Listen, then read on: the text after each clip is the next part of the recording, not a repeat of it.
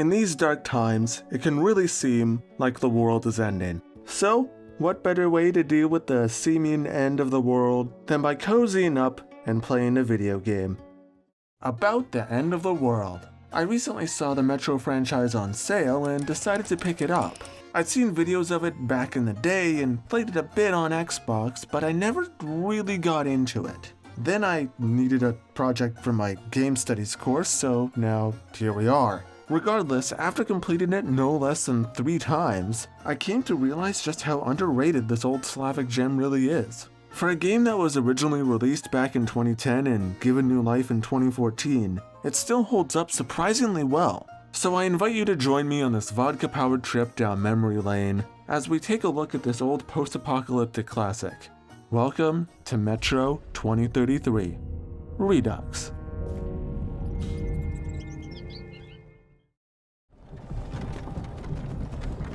Hey, you. You're finally awake. Metro is based on the novel series of the same name by Dmitry Glukhovsky, a fact that the game will remind you of at every single point.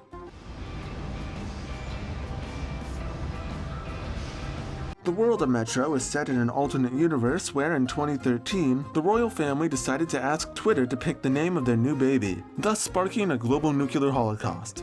20 years later, and everyone in Moscow now has to live underground, where they get to enjoy all the luxuries of post-apocalyptic life, which include dying from hunger, dying from radiation, and dying from the new locals. And as if that wasn't enough, you also have to contend with your fellow humans, which consist of bandits, communists, and /Pol. You play as Artyom, another fact that the game will remind you of at every single point. Anything. No, only if you're As Artyom, you're a resident of Exhibition, a station plagued by mutant attacks. Supposedly, these attacks are being prompted by mysterious alien creatures known only as the Dark Ones. These Dark Ones leave their victims insane, uttering all kinds of nonsense and completely detached from reality. One trembles to imagine what visions haunt their tormented minds.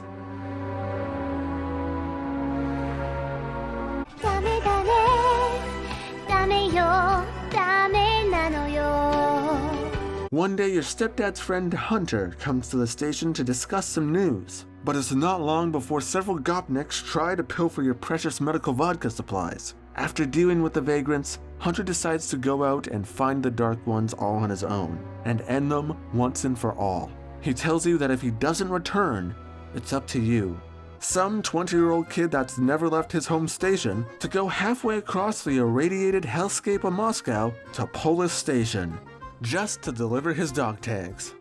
What could possibly go wrong?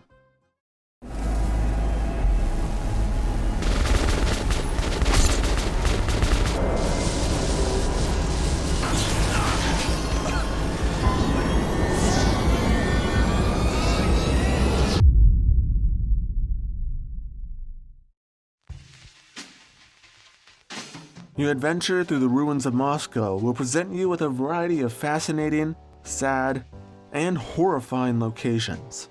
So how do these locations look? Honestly, pretty good. The Redux release had a major graphical overhaul, and the results are certainly noticeable. Although they're by no means a masterpiece, the updated graphics hold up quite well despite their age. Minor details like the perspiration on your gas mask, to flies buzzing around partially eaten bodies, or blood pooling under dead enemies really helps to draw you in. Of special note is the lighting. In my opinion, Metro Redux as a whole is a case study in how to do lighting in a video game.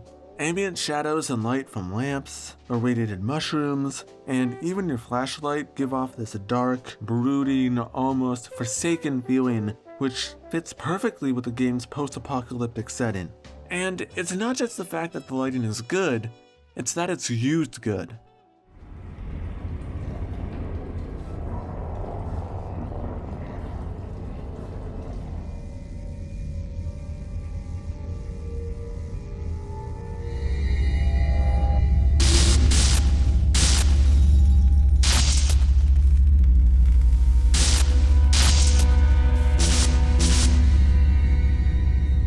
course, not everything is all sunshine and comfort.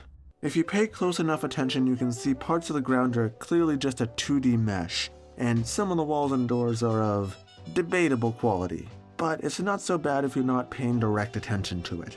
My bigger problem with the graphics is that they can really start to look the same and blend together after a while. This isn't so bad in terms of setting an atmosphere, but it can be a real problem when you can't tell the background from the objects you can interact with. On one particular level, I had trouble finding the exit door because it looked just like a door that I couldn't interact with. Or at least that's what I tell myself so I don't feel like such a smooth brain. You've also got your occasional hiccups like bodies glitching through terrain or characters having a tad bit of a seizure, but that's probably just the radiation. Now that I've talked at length about the visuals, what about the reason we actually play video games? You know, the gameplay.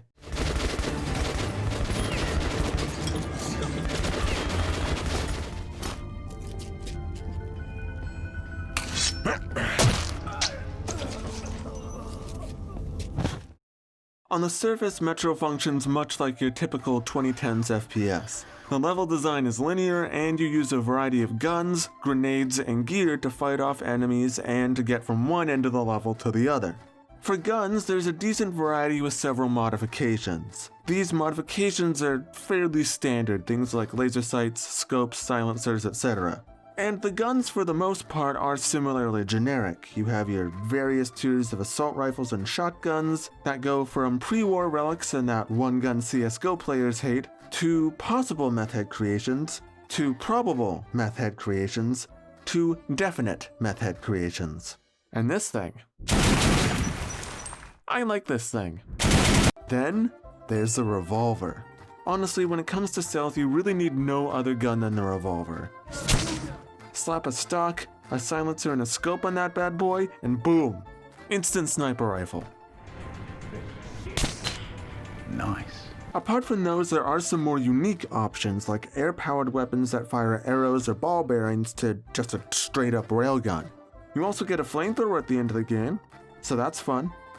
Some folks are born made to wave the flag, ooh, they're red, white, and blue. Unlike the more generic guns, you actually have to pump up or charge these weapons by holding the reload button. For most, overcharging them will temporarily give you a more powerful shot, but if you run low on charge, your shots won't be quite as powerful. It's a unique concept that I haven't really seen before in any other game that I've played, but I found that I preferred the more conventional guns because they felt more practical and the ammo for them seemed more common. You also have 3 flavors of gender reveal party along with throwing knives that you can pick back up after using them, including off of dead enemies. The other thing that you can get off of dead enemies or through scavenging is money. But money in the Moscow Metro doesn't consist of silly things like coins or bottle caps. In post-nuclear Russia, we use bullets. Because of course we do. Along with being used as currency, your precious bullets also can be used as ammunition for any assault rifle. Since these bullets weren't made by a bunch of gopniks drunk on shroom vodka, they do extra damage and light enemies on fire for some reason. This can potentially leave you in an interesting position in the early game. Do you spend your money on upgrades or buy supplies for your future? Or do you spend them on doing your part to keep both inflation and the Metro's population in check for years to come? Speaking of population control, how do the enemies fare? Generally pretty well, although they do have their moments.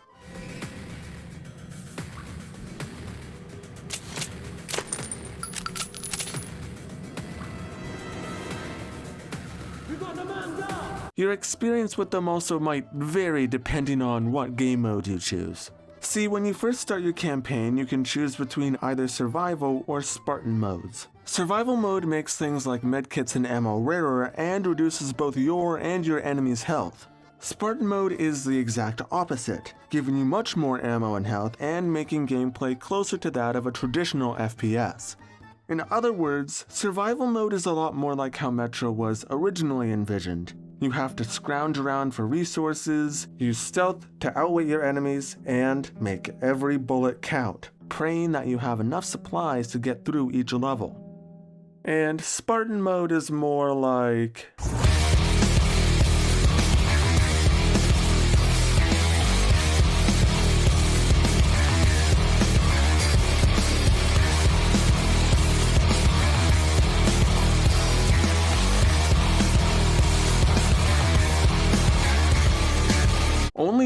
after choosing your mode do you actually pick your difficulty. Normal mode is pretty self-explanatory, while Ranger mode is much more of a survival horror experience. It limits your HUD, gets rid of most interaction prompts, further reduces how many supplies you find and your health, only allows you to carry 2 weapons, and to check your ammo, you have to take time to stop and pull out your journal. I also learned the hard way that you can only restore your health by using medkits. And then there's hardcore mode. Here's how that went for me.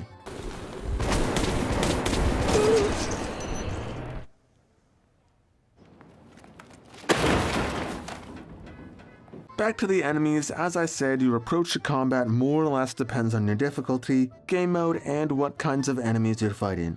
Metro pits you both against your fellow humans and hordes of mutants. Fighting humans is a pretty predictable experience, but it can also be equally dynamic. Their AI isn't exactly genius, but they will actively take cover, coordinate attacks, and try to overwhelm you with firepower and grenades, especially in the later game. Casualties are mounting! As you might expect, they're fairly easy to kill, though in the later game you start encountering armored enemies that can shred off a few more hits. Even some headshots. If you're having trouble against them head-on, you might want to consider a stealth approach. Metro's stealth is generally fun, if a tad janky at times. I'm convinced that Artyom himself is actually a mutant with chameleon powers, because when you're in complete darkness, an enemy's cone of vision extends to about 5 feet in front of them. Sometimes even less than that. You can attempt to turn off most light sources like lamps and light bulbs, but if an enemy sees a light suddenly go off, they'll go over to investigate. Another nice touch that I like is that the music will tell you how sneaky you are. With it being quieter and more tense when you're undetected, to giving sudden tense notes when you're about to be spotted,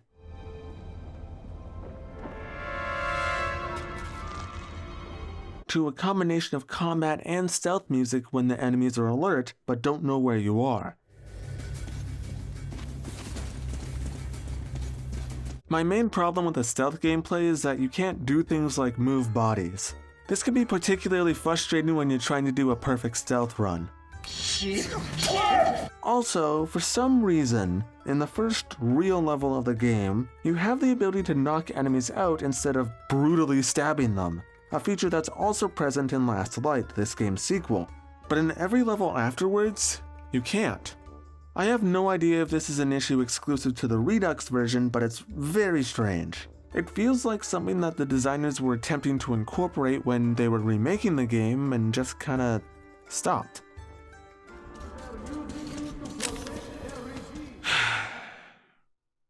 And then there's the night vision goggles.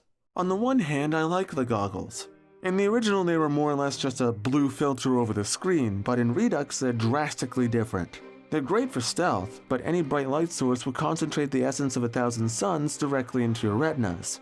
It makes them feel like this old, barely functioning relic, which is perfect for Metro's dystopian setting.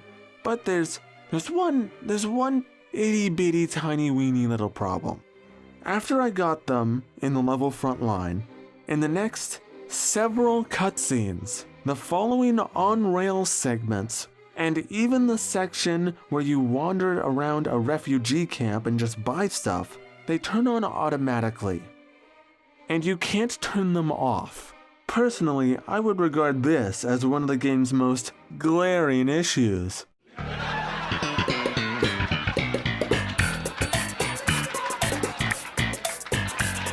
The goggles were the most severe glitch I encountered throughout the game, but there were others. You might occasionally have certain dialogue or events not play on reloaded saves, and in one instance, all the Nazis on the floor of a level just kinda broke.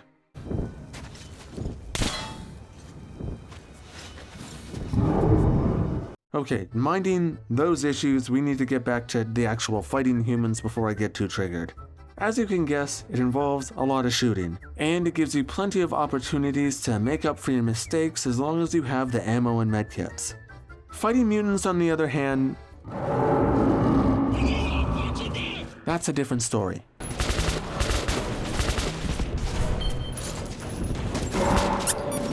Unlike humans, mutants don't have much of a sense of self-preservation. They'll eagerly pull an enemy at the gates just to get a single hit on you. Over the course of the game, you fight 4 main varieties of mutants. Okay, technically like 9, but we'll get to those ones later.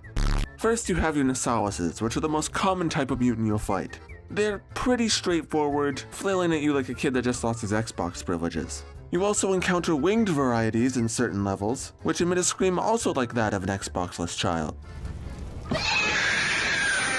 Watchmen are basically furry Nasalises that you fight on the surface, except that they have the added benefit of inviting their friends along.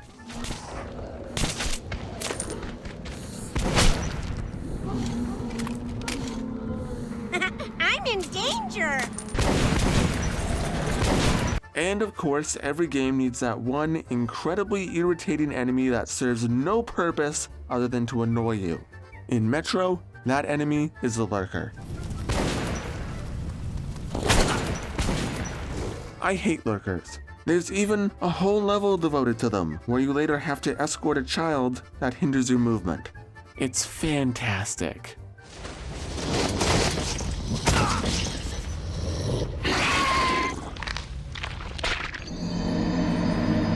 Demons are the other main mutant you find on the surface. They're talked about like this big, dangerous, invincible monster, and they can be quite dangerous, but I quickly found out that all you have to do is pull out your plasma grenade skills and they die easily.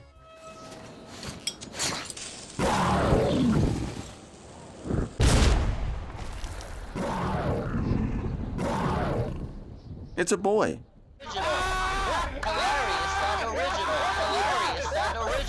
The other mutants are only found in specific levels.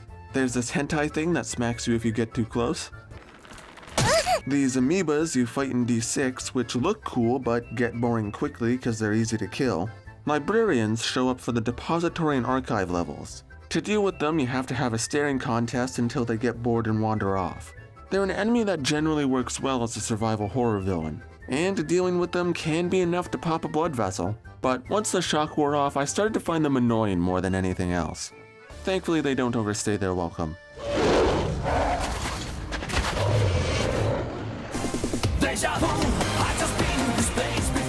And then there's these things.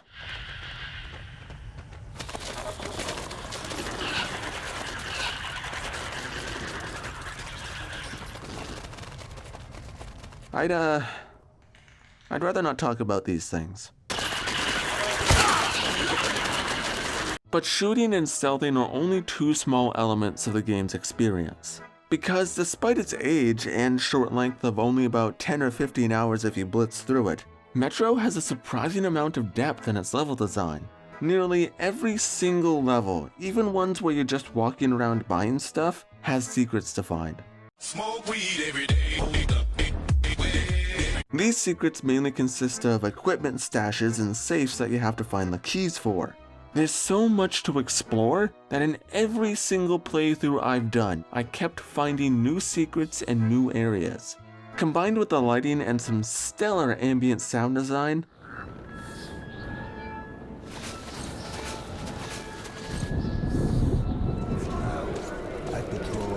Why? Look at this piece! Nice, fresh and juicy.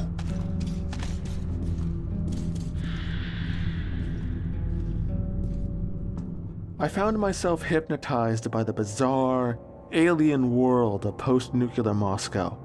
And while navigating this new world, you might find it's a lot more paranormal than you first thought.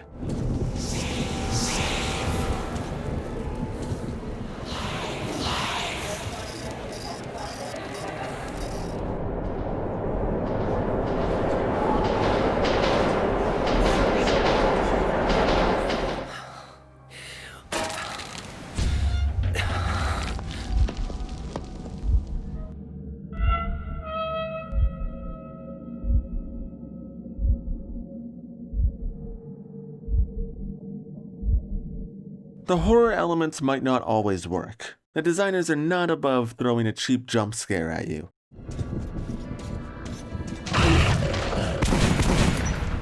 But when it works, it really works.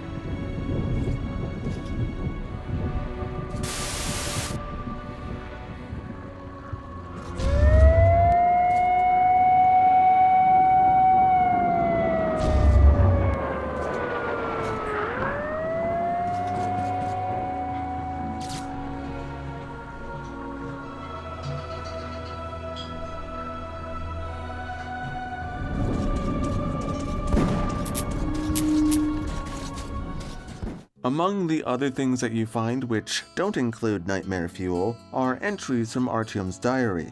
They allow you to have a look into the mindset of the character you play, who otherwise suffers from mute protagonist syndrome. What's your next move? Keeping silent? You're turning into a ranger. Fortunately, Artyom's lack of voice while playing is somewhat made up for with a soundtrack. Although half the tracks are mostly just ambience, there are some that can be both haunting and memorable.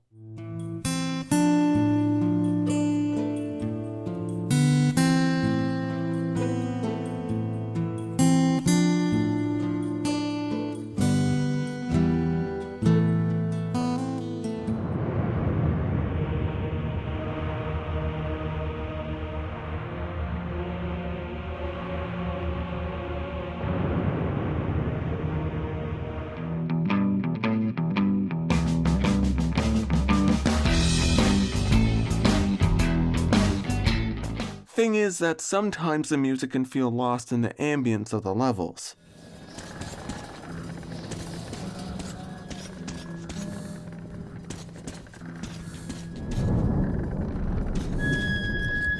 It's fine to a degree in a very atmospheric game such as this, but you also don't tend to get the full breadth of the tracks either. Overall, the music and the atmosphere really help to reinforce that Russian dystopian attitude. And you might find yourself lost in this surprisingly broad yet horrifically beautiful world. The combat and stealth mechanics, though sometimes janky, help to support this quite well, though they might not blow your pants off.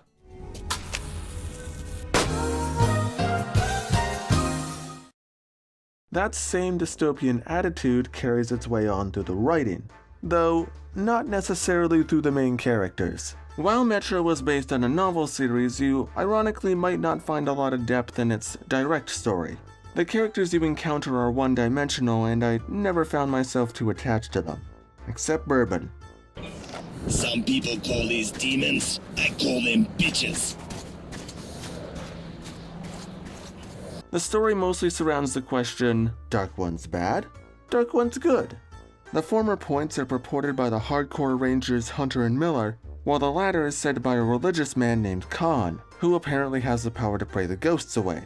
As for the voice acting, well, I can't say much about the other languages, but the English voice acting, sometimes it's okay. Yes, I was monitoring the radio. I picked up a lot of weird stuff in the beginning too. Siberia was silent, but the others did transmit. And sometimes not so much. Go away! Leave me alone! Mom told me not to talk to strangers. I do admit, though, that it does have a certain charm to it. So, how was the loot? Pretty shabby. Only 5 guns and a few bullets. These shitheads were mostly hauling clothes and shrooms. Nothing but junk. But while the impact of the core cast might be a bit lacking, once again, it's more than made up for with atmosphere. The moments where I found myself most entranced by the game was when I simply listened to the people around me. I recall reading that Kalishnikov was very proud that his invention was the most popular gun in the world. He said he was very happy to know that our borders were being kept safe with his help. If I'd invented that thing, I'd go mad. Imagine that your invention was the #1 murder tool in the world. It's worse than being the doctor who invented the guillotine. Little things like giving money to some guy with a sick kid, or watching people's reactions to changing the music at a bar. That was a mistake, boy. Or listening to people talk about the days before the war. It all does more world building than any amount of exposition ever could. Do you think one day we could go back up to the surface? I've never seen Moscow, just the old pictures. Moscow's gone.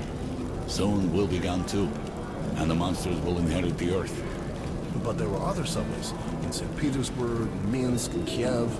People might have survived somewhere else, at least for a while. But 70 years have passed now, and we've heard nothing from them. The other cities didn't have defense rings like Moscow did. What a great city it was, St. Petersburg. The cathedral and the Admiralty with its spire. I remember summer nights on Nevsky Avenue, crowds, laughter, kids with ice cream, beautiful slender girls, the music, and the air, sweet enough to drink. What a beautiful world we've destroyed. I still remember the moment I wanted to review this game. It was at the beginning of the level Black Station. I had just shot my way through a horde of Nazis and demons on the surface. My blood was hot. I was ready to harvest me even more Nazi scalps. And then I heard this. How's your family? They miss their father. Yours? I don't know. I haven't seen them for weeks. And now we're stuck here. Yeah. Who needs all that? Uh-huh. And who is gonna feed your children, huh? Sturbenführer, perhaps? What the life? Maybe get their families and go to Ganza? You know what happened to those who tried. Bastards. On my first playthrough, I listened to this conversation between these two beleaguered soldiers.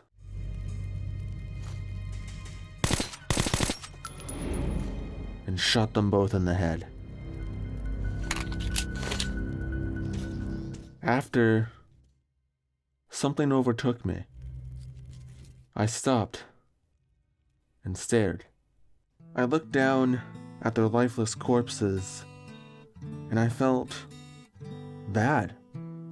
Horrible, even. It meant nothing in the grand scheme of things. Mechanically speaking, these were just two more faceless Nazis for me to mow down on my journey. But shooting these two men, who wanted nothing more than to escape and live their lives, made me pause and think. Think about what I had done. Think about the consequences of my actions. And it's those moments right there that is the strength that video games as a medium have to offer. The ability to give players agency in their decision making, but also make them consider their decisions. I've experienced this in games like The Witcher, but never before in a shooter, especially an older one. So yes, Metro Redux has its writing and voice qualms. Yes, it has its clunkiness. And yes, it has its glitches. Yet, it still manages to bring about this feeling of human suffering and despair that makes you feel for some of the nameless NPCs you encounter. It makes you feel like you're witnessing the last shreds of humanity, simply trying to eke out a life in a world of their own destructive making. And as if this old shooter didn't have enough depth already, there's even a moral system and an alternate ending. By witnessing and doing certain acts throughout your adventure, you regain pieces of your humanity. And without spoiling too much, if you do or see enough of these acts, you may just find that maybe the Dark Ones want to share what they feel too. Conclusion. How long has this video been? Ah, jeez. In an industry where so many AAA titles coming out now are just more battle royales or CSGO clones, it can be refreshing to journey back in time a bit, and play something that, at the time at least, had some uniqueness to it. Metro 2033 was by no means a perfect game, and Metro Redux is still by no means a perfect game, yet somehow it still holds up as a real cult classic, with enough unique mechanics and dystopian charm to hold its own either as a piece of nostalgia or an introduction to the Metro series. If you want to have an enriched, mesmerizing post-apocalyptic adventure, or to get your Slav on, or to simply play a solid shooter, consider picking it up. It's fairly cheap on Steam, but if you can, get it on sale. And while you're at it, you should like, subscribe, and share this video, because when it comes to both the Metro series and this channel, we're just getting started. Now, if you'll excuse me, I'm gonna go mildly panic about whether or not this project will get a good mark. So, until then, happy holidays, and Das Vidania.